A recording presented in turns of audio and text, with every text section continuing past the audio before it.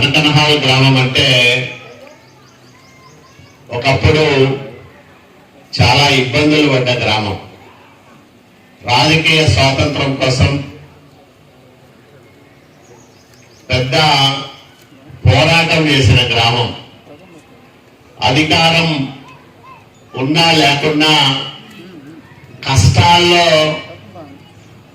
బతికిన నాయకత్వం ఉన్న గ్రామం. 1999లో నేను ఎంపీగా ఎన్నికైనప్పుడు యదుస్వామి గారు, అట్లాగే వెంకటేశ్వర గారు, మల్లికార్జున గారు వీళ్ళందరూ చాలాసార్లు నా దగ్గరికి వచ్చి అనేక కార్యక్రమాలు చేసుకునేవాళ్ళు.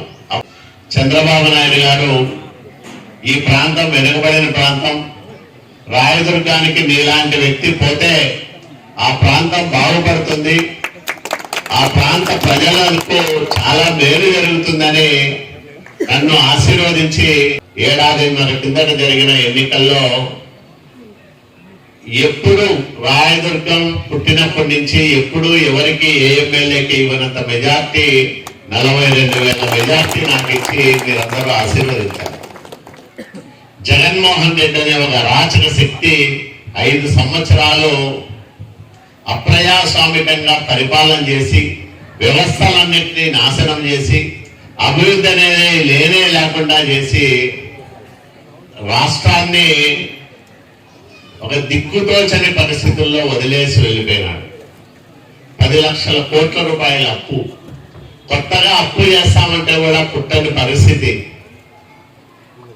అంటే ఒక రకంగా రాష్ట్ర ఆర్థిక పరిస్థితి వెంటిలేటర్ పైన ఉన్నప్పుడు మన నాయకుడు చంద్రబాబు నాయుడు గారు ముఖ్యమంత్రిగా బాధ్యతలు తీసుకున్నాం.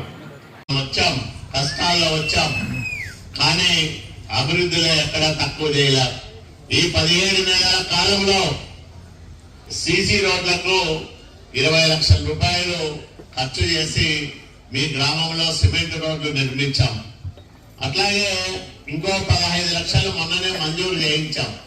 అది కూడా త్వరలోనే పనులు ప్రారంభమవుతాయి. నేషనల్ హెల్త్ మిషన్ కింద ఇందాక మల్లికార్జున చెప్పినట్లు మాకు ఆరోగ్య కేంద్రం లేదు అంటే దానికి కూడా ఇప్పుడు 14,50,000 రూపాయలు మంజూరు చేశాం.